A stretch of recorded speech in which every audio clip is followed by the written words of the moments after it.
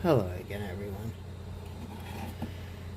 Since I've been covering the series on energies, and that has included chakras and energy fields, I'm going to be getting into chords and stuff like that as well. But I've also taken it to meditations for cleansing different aspects of negativity and things like cyvamps, and there's been a variety, and there will continue to be a variety over the next few days as I continue this topic.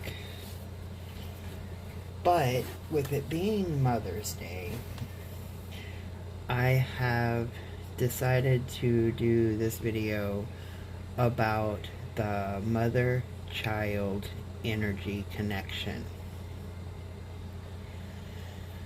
And usually when talking about subtle body and energetic teachings of any sort, we are talking about our own subtle anatomy, our chakras, the energy center, or the meridian, which is the energy line, mappings, and what physical body parts and psychological states they relate to. But within all of the energy healing and spiritual traditions that contain subtle body teachings, there are also teachings on our energetic connections to others, mapping of the ways we connect and share our energies. Within these teachings, the mother-child energy line, or cord, holds a special place. When we talk about energy lines and cords, we aren't simply talking about energy exchange. Everything is energy. So, of course, whenever we interact with someone, there is an exchange. Every conversation, encounter, or even a simple glance involves an interaction of vibration. It is an energetic encounter based on both parties' thoughts and feelings. Our intuitions and sixth senses stem from these exchanges. Energy lines and cords go beyond energy exchange. They are direct energy lines that form between us and each of the individuals most prominent in our lives. Altogether, they create an energetic tapestry that mirrors our physical and emotional relationships. These lines may be heart-based from the heart chakra. They are the ones that is closest to us. Or they can be power-based from the navel chakra, with those with whom we have complicated control issues, or in many cases, they can stem from both. They also may be based on shared energy or exchanges linked to almost any of the other chakras. For example, survival-based first chakra, sex-based second chakra, communication-based is the throat chakra, vision-based third eye, or spirituality-based for the crown chakra. Often they are a combination of many of these, reflecting the complex nature of our relationships themselves. Among energy lines, the mother-child energy cord is unique because it is formed in utero and has a physical base. It mirrors the umbilical cord in that it connects a mother's sacral chakra with her child's navel chakra. This means the mother's creative and emotional energy both linked to the second, which is the sacral chakra, is directly linked to her child's will, personal power, and mental constructs, all associated with the navel chakra. A big part of understanding the mother-child relationship, and for that matter, your own relationship with your mother, is understanding this unique energy line. In the first few months of life, this energy cord mirrors the umbilical cord, in that a mother's energy is literally helping to sustain her child. The first few months of a newborn's life are often referred to as the fourth trimester, and although the physical umbilical cord and placenta are gone, energetically, a mother is still nourishing her child, but with a special kind of energy. It can be very hard on both the mother and the child to be separated during this time, and it can feel overwhelming to a new mother.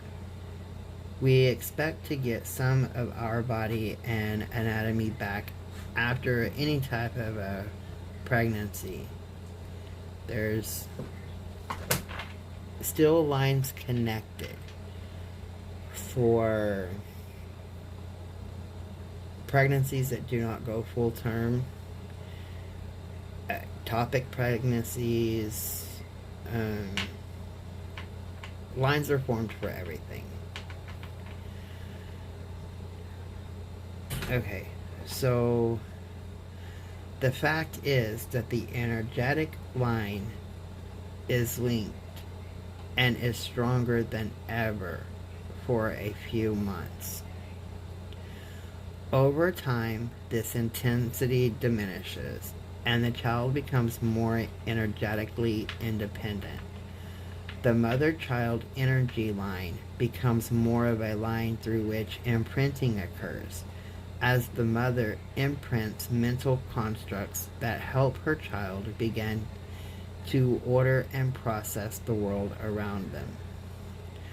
This doesn't in any way diminish the role that other individuals play in the baby's development, including the father, other family members, and caretakers. But from an energetic perspective, the way a mother does this through the mother-child energy cord is very unique.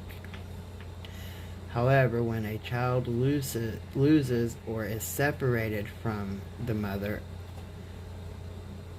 often other individuals, including adoptive parents, will form lines very similar to this mother-child bond to fill the gap. A mother also continues to have a unique impact on her child's health through the subtle body link. This can be exhausting, especially for a new mother that is struggling to maintain her own energy level and health, especially if she is suffering from baby blues or worse, full-blown postpartum depression. Self-care is key. When traveling on an airplane, we are told to put our own oxygen mask on first in an emergency before helping our children. And this is good advice energetically too. Making sure our own energetic needs are met will help us meet the needs of our children. Over the course of childhood, the mother-child energy cord lessens in intensity. A child becomes more independent energetically, just as she or he became more independent physically and psychologically.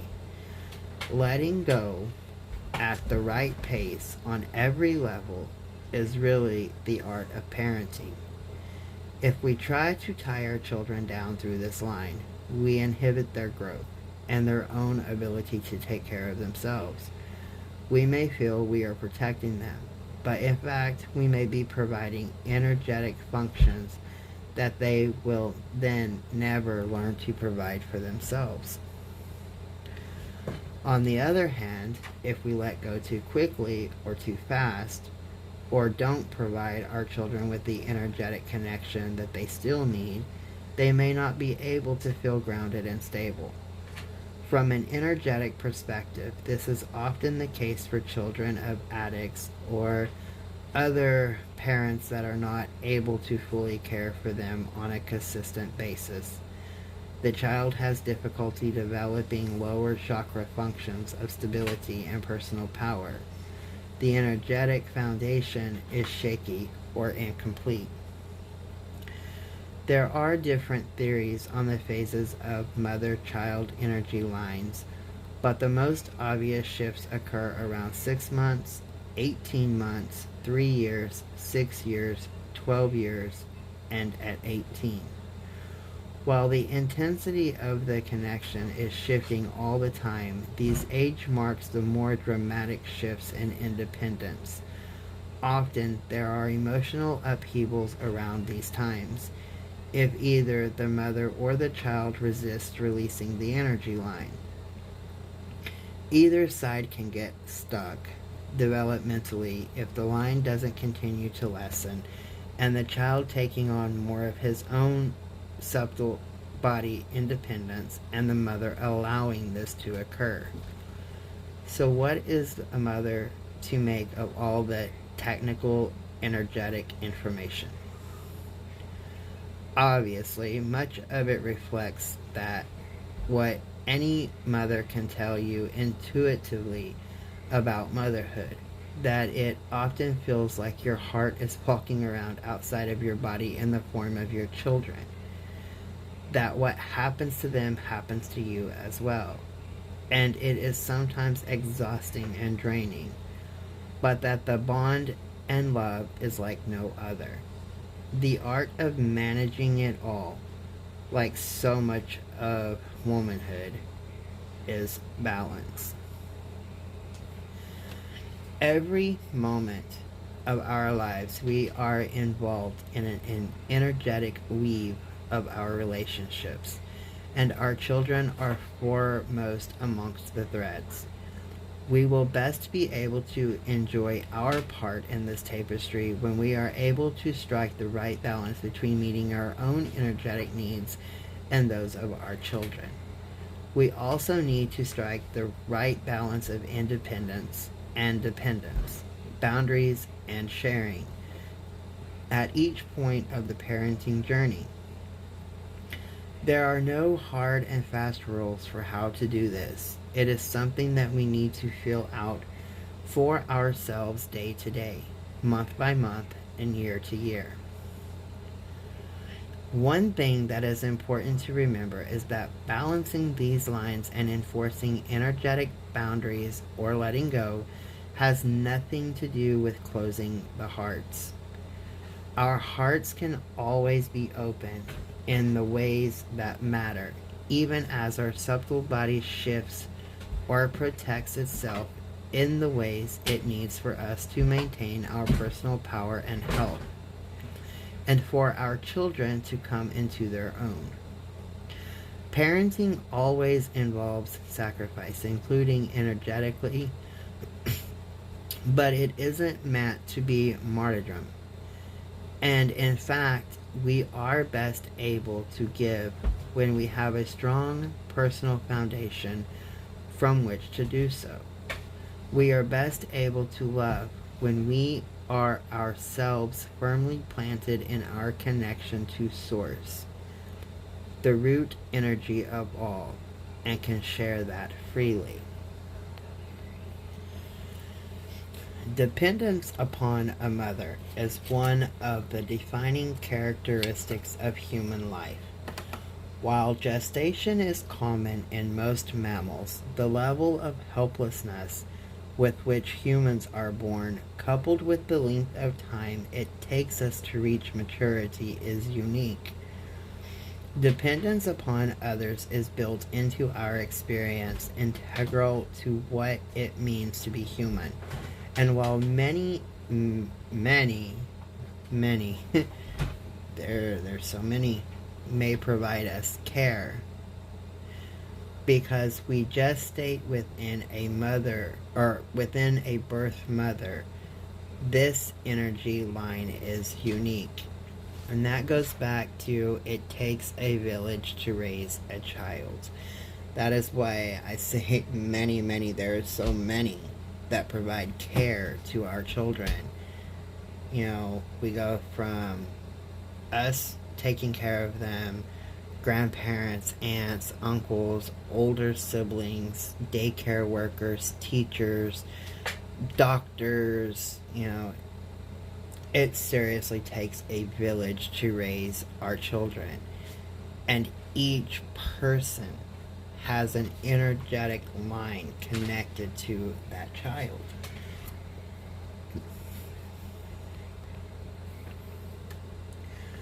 All the various structures we work with in energy work, chakras, meridians, energy lines, cords, etc., are components on various energy maps. These maps provide our conceptual and intuitive mind with hooks it can utilize to connect with our subtle body. There are many different energy maps, and just like with maps in the physical world, which one is best for you to use depends on what you are trying to accomplish. Working with maps focused on energy lines is most useful when dealing with relationships. We all exchange energy with other people when we interact with them, and within these exchanges, thinking in terms of energy lines is most useful in terms of our ongoing relationships and or particularly intense ones. In most cases, lines form as a relationship develop over time, and the connection points in our own subtle body will reflect the dynamics we have with the other person. It is based in emotion, power dynamic, intellectual compatibility, common purpose, etc.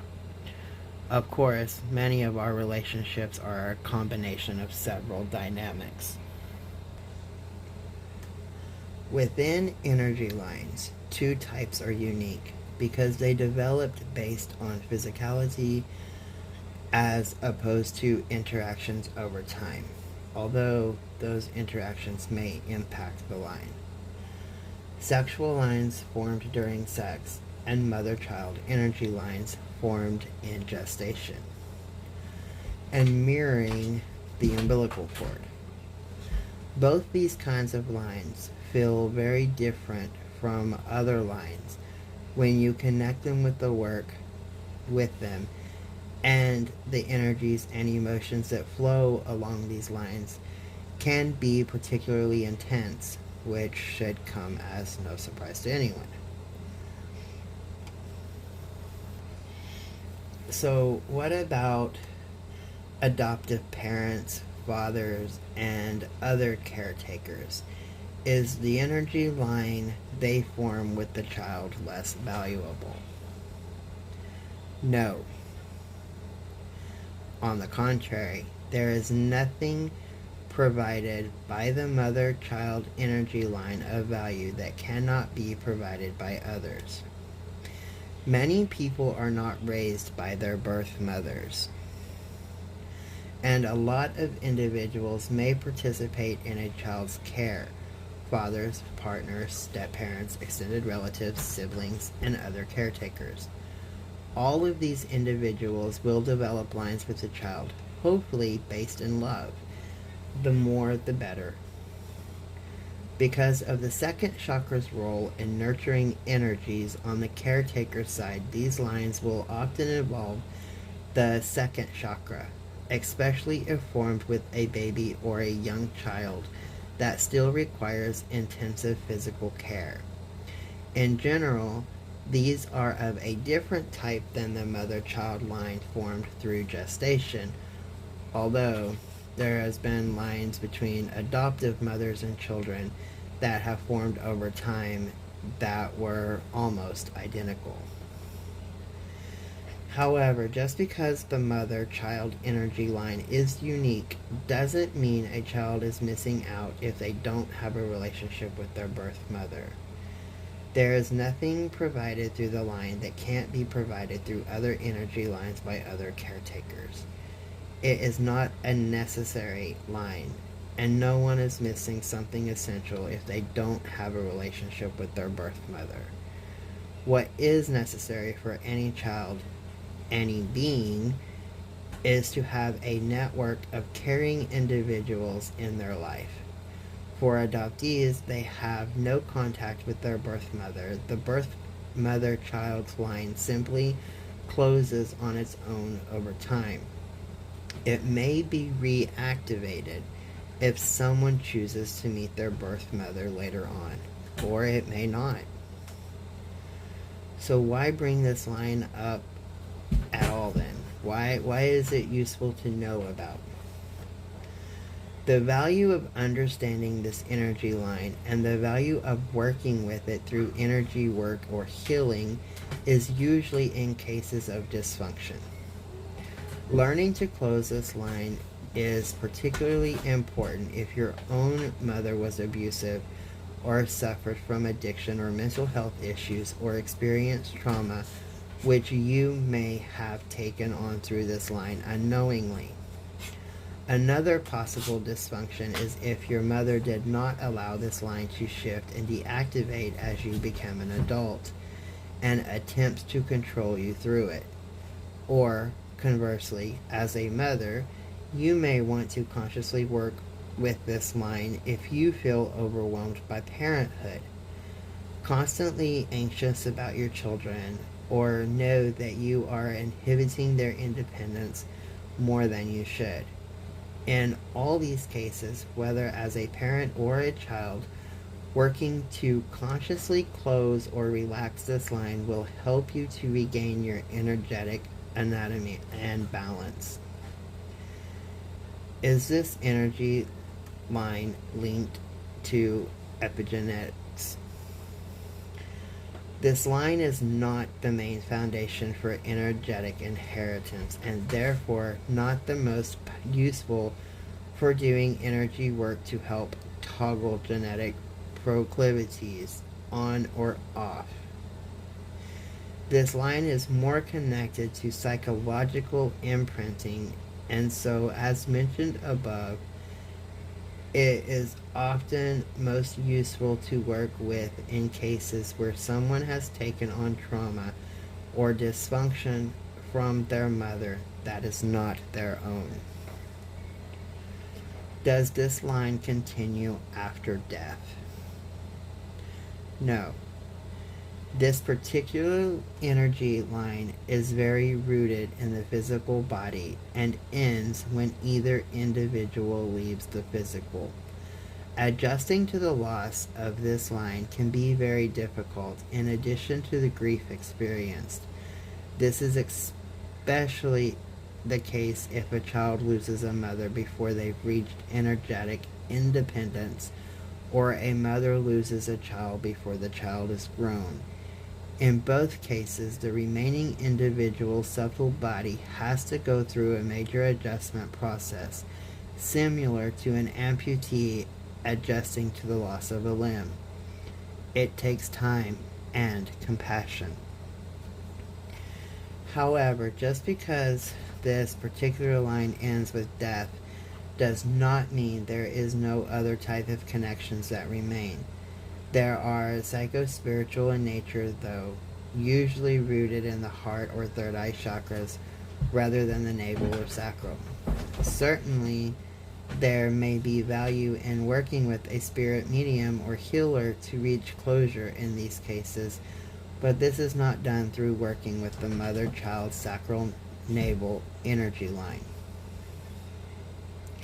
So how do these lines impact energy workers, energy healers, or spiritual practitioners who work on energetic levels and need a great deal of energetic integrity and strength in order to do what they do? The short answer is a lot.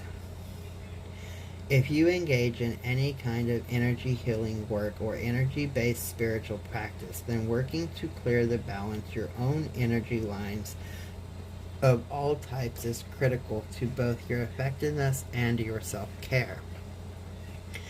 If you are a mother, learning to balance your children's energy needs along with your own is essential. These needs change over time. And so you may find that you need to pace yourself accordingly along with your children's developmental stages, which correspond to their energetic independence. Their amount of support you receive from your partner and other caregivers will influence this as well. More than anything, learning to close these lines when it is appropriate so that you may replenish your own energy and do your work is key. However, having children and the impact of those energy lines may also shift your intuitive abilities and mode of working energetically in a way that is beneficial to yourself and clients if you work with clients.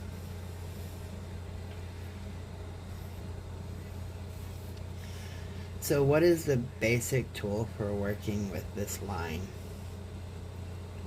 The simplest, most effective tool that is applicable to a wide variety of situations is visualizing a door on this line that you can open and close as needed. If you are doing this with a line to your own mother, visualize a line from your navel to your mother's sacral chakra area. If you are doing this with your own children, visualize lines from your sacral chakra area to their navels. With multiple children, it really is like a mandala, with you in the center. Imagine there is a door and this line closed to your own body. Visualize closing this door and settling of energy when you do so, a quieting. Like when you close the door to a room and can no longer hear noise made in another room of your home. Imagine that you can open the line as you wish. As with all visual energy work, this visualization works on two levels.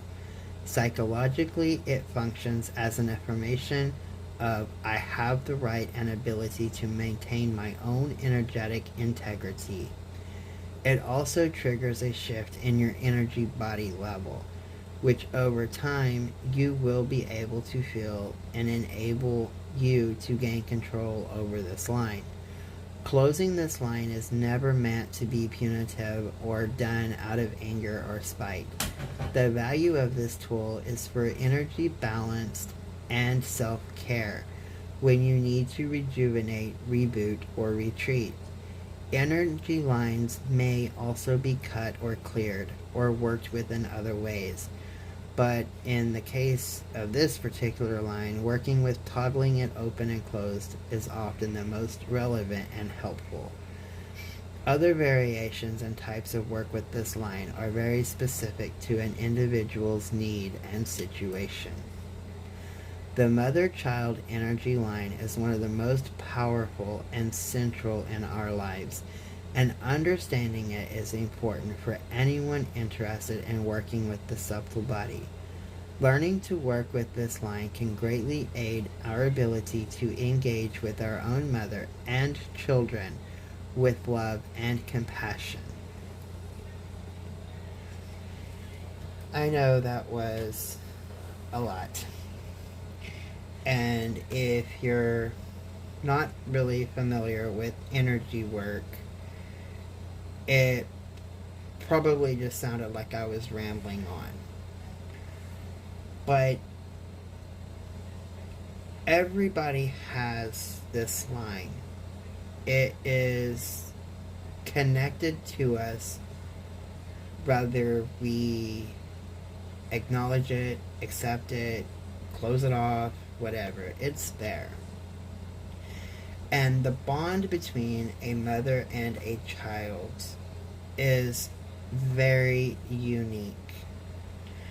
Not only for the fact that the mother gives birth, they feel the first movements, the little butterfly flutter, at the end of the first trimester or whatever. Through the pain of giving birth, Then you have the midnight feedings, and you have the teething, and the first time they need a band-aid on their knee, and then the first time they go to school, and then later they're driving and they're dating, and this line increases so much. And even though it is a wonderful thing, it can also drain people. And we need to be clear minded and pure of heart in order to properly function. And we can loosen that line as our children grow. It is the healthy thing to do. There are many times when you see your child, even as an adult, and you think, oh my God, where did the time go?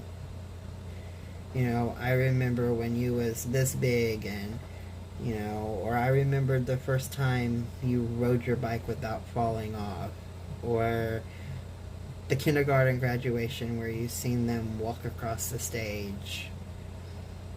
Those are all beautiful moments. And by closing this cord, it does not erase those memories. It does not erase the love. It simply allows the child to grow and become independent, which, as parents, is what we all want for our children. I mean, there are some weird ass parents out there that, don't have their children's well being and, mind, but none of us are like that. We all love our kids, and, we strive to make every day a little bit better for them. So I thought that discussing this energy line in connection with our children, especially on Mother's Day, since the line is formed basically by birth mothers, even though the same line can be formed by other caregivers. It is important to realize the value of a mother. The love, the never-ending worry, always there, always present, concerned, loving, caring, kind, packing school lunches, and, being so worn out that next soccer game trip is just like the last thing that the mother wants to do. But she still manages to finish those dishes and put her hair up in a bun and get in that car and go. And everything that a mother or a parent in general goes through is sometimes highly overlooked. And with it being Mother's Day, it is important to recognize everything that a mother does for their child, for their whole family. This is including pets and taking care of the partner, going to work, or staying at home and cleaning and not getting acknowledged for the work that's done. Mothers are unique in their ability to love, to calm, to care.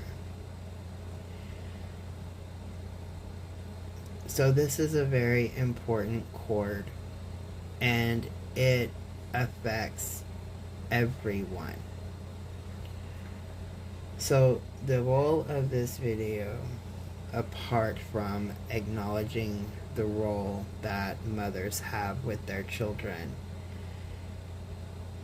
is to allow mothers to realize that it is okay to close that off for just a little bit and take care of yourself. Because you cannot take care of others if you have not taken care of yourself. And it does take a village to raise a child. Much love, everybody.